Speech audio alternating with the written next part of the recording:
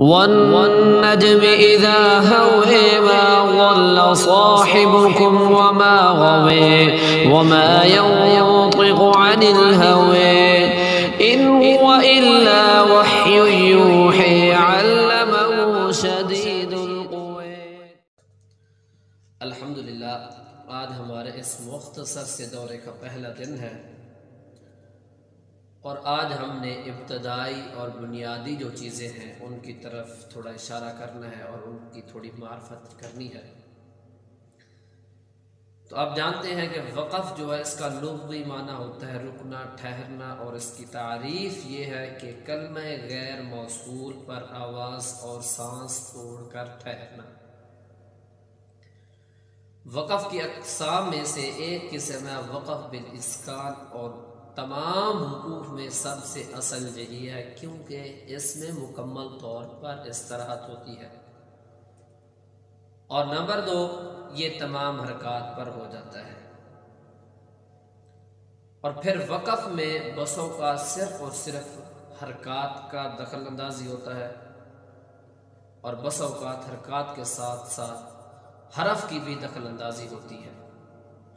جیسے العالمین سے العالمین، تو یہاں صرف جو مسئلہ ہے یعنی کہ دخل اندازی ہے وہ حرکت کی ہے، اور اس طرح جنتن سے جنہ، یہاں حرکت کے ساتھ ساتھ حرف کی بھی ہے۔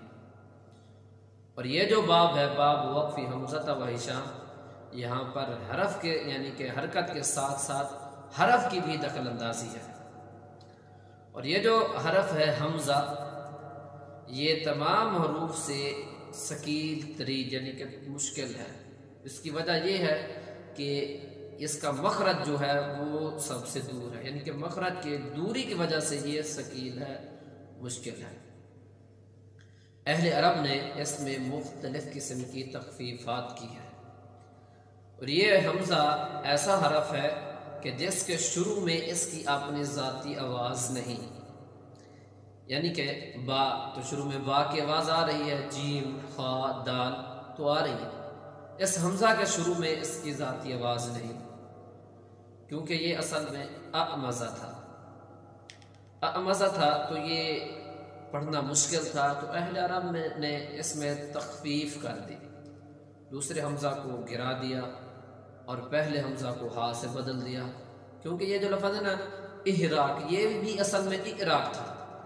الغرض وہ آسانی کے لیے تخفیفیں کرتے رہتے ہیں، تو اس تخفیف کی وجہ سے اس حمزہ یعنی کہ اعمزہ سے یہ حمزہ بن گیا۔ اور جو اس میں تخفیفیں ہوئی ہیں وہ 5 طرح کی ہیں۔ نمبر 1، ابدال۔ ابدال کا معنی ہوتا ہے کہ ایک حرف کو دوسرے حرف سے بدل دینا، اور یہ 2 طرح سے ہوتا ہے۔ کبھی تو حمزہ کو حرف مدہ سے بدل دیا جاتا ہے جب حمزہ بذات خود ساکن، جیسے یؤمنون سے یومنون، اقرأ سے اقرا، بئرن سے بیر۔ اور دوسری اس کی قسم یہ ہے کہ خالص واو یا یا یعنی کہ واو متحرکہ یا یا متحرکہ سے بدلنا۔ اس صورت میں ہوتا ہے کہ جب حمزہ بھی متحرک ہو، جیسے لی اللہ سے لی اللہ، اور یؤاخذ سے یؤاخذ۔ اور نمبر 2 پر ہے ادغام۔ ادغام سے مراد یہ ہے کہ ایک حرف کو دوسرے حرف میں داخل کر کے دونوں کو ایک ساتھ مشدد ادا کرنا، جیسے ریا سے ریا۔ تو یاد رکھیں کہ ادغام سے پہلے ابدال ہوگا پھر ادغام ہوگا، یعنی کہ ریا، اس سے پہلے آپ نے حمزہ کو یا سے بدلنا ہے، وہ بن جائے گا ریا، تو پھر یہ دونوں مثلین یعنی کہ 2 ایک جیسے حرف جمع ہو گئے، تو پہلے کو دوسرے میں داخل کر کے پڑھا جائے گا ریا، ریا سے ریا۔ نمبر 3 پر ہے تسہیل۔ مراد یہ ہے کہ حمزہ کو حمزہ اور حرف مدہ کے درمیان پڑھنا، جیسے فَأَمَّا سے فَأَمَّا۔ اور نمبر 4 ہے حذف، کہ حمزہ کو گرا کر پڑھنا، ختم کر دینا۔ اور نمبر 5 پر ہے نقل۔ نقل سے مراد یہ ہے کہ حمزہ کی حرکت جو ہے وہ حمزہ سے لے کر اس سے ماقبل جو ساکن حرف ہے یعنی کہ صحیح ساکن ہو تو اس کو دے کر پڑھ، حمزہ کو گرا دینا۔ جیسے من آمن سے منامن، تو یاد رکھیں کہ ان 5 قسموں کو بعض نے 4 کہا ہے اور بعض نے ان کو 3 کہا ہے۔ وہ 3 اس طرح بن جاتے ہیں کہ ابدال اور ادغام ان دونوں کو ایک کر دیا، نقل اور حذف ان دونوں کو ایک کر دیا، اور تیسری پھر بن گئی تسہیل۔ تو یہ تھی تخفیف کی قسمیں جو حمزہ میں اہل عرب نے کی ہے۔ قرہ جو ہے، قرہ سبع، ان کی بھی 3 قسمیں ہیں اس حمزہ کے باب میں۔ بعض وہ ہیں جو صرف وقف کی حالت میں تخفیف کرتے ہیں، بعض وہ ہیں جو صرف وصل کی حالت میں، اور بعض وہ ہیں جو وصل اور وقف دونوں صورتوں میں۔ امام حمزہ کا شمار ان میں ہوتا ہے جو صرف وقف کی حالت میں کرتے ہیں، اور ہشام وہ ہیں جو وقف میں بھی کرتے ہیں اور وصل میں بھی کرتے ہیں، اور باقی قراء وہ وصل کی حالت میں۔ ویسے خاص کلمات جیسے اعجمی روایت حفص میں تو وہ وقف اور وصل دونوں حالتوں میں ہی ہوتا ہے۔ ویسے عمومی اصول یہی ہے کہ 3 قسمیں بن جاتی ہیں، صرف وقف کی حالت میں تخفیف کرنے والے، صرف وصل کی حالت میں، وصل اور وقف دونوں صورتوں میں۔ تو یہ قراء کی 3 قسمیں ہیں۔ اس تخفیف کے فائدے بھی ہیں، جیسا کہ امام ابو شامہ کا یہ قول مشہور ہے، فرماتے ہیں کہ تخفیف کے فوائد میں سے ایک فائدہ یہ ہے کہ آیات جو ہیں ان کے رؤوس میں مطابقت آ جاتی ہے، اور اس کی مثال انہوں نے دی کہ کل یوم ہوا فی شأن، تو جب یہ ابدال ہوگا تو شان بن جائے گا، کل یوم ہوا فی شان، تو یہ باقیات کے ساتھ اس کی مطابقت بھی ہو جاتی ہے۔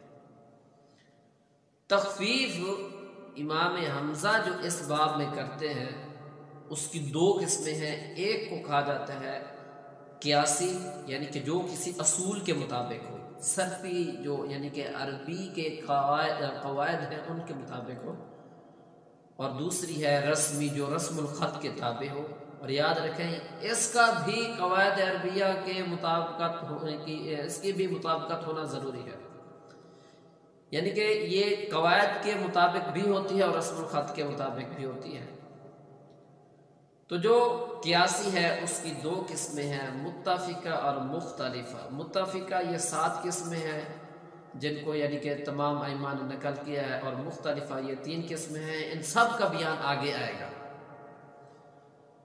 کہ مختلفہ اور متفقہ یہ 10 ہو گئے، کیونکہ 7 جو ہیں وہ متفقہ ہیں اور 3 جو ہیں وہ مختلفہ ہے۔ اس طرح کے جو رسمی ہیں وہ بھی، اور پھر ایسے الفاظ جہاں پر جو ہے رسم بھی ہے اور قیاس بھی ہے، دونوں تخفیفیں وہاں جمع ہو رہی ہیں، تو یہ سب اس کا بیان آگے آ جائے گا۔ تو آپ نے یاد رکھنا ہے کہ امام حمزہ جو ہے وہ حمزہ متوسطہ اور حمزہ متطرفہ دونوں میں تخفیف کرتے ہیں، اور ہشام جو ہے وہ صرف حمزہ متطرفہ میں کرتے ہیں، کیونکہ حمزہ وجود کے اعتبار سے 3 طرح سے آ سکتا ہے۔ یا تو یہ کلمہ کے شروع میں ہوگا جیسے امرا، اور یا پھر کلمہ کے یہ درمیان میں ہوگا جیسے رقصون، یا یہ کلمہ کے آخر میں ہوگا جیسے نبا۔ تو جو پہلا حمزہ ہے یعنی کہ شروع والا، اس میں کسی قسم کی کوئی تخفیف نہیں ہے۔ ویسے 3 مقام ایسے ہیں جن میں تخفیف آ جاتی ہے، لیکن وہ کسی سبب پر موقوف ہے، اس کا بیان انشاءاللہ آگے آ جائے گا۔ اور جو متوسطہ ہے اس میں صرف امام حمزہ تخفیف کرتے ہیں، اور متطرفہ میں امام حمزہ کے ساتھ ساتھ امام ہشام رحمۃ اللہ علیہ بھی تخفیف کرتے ہیں۔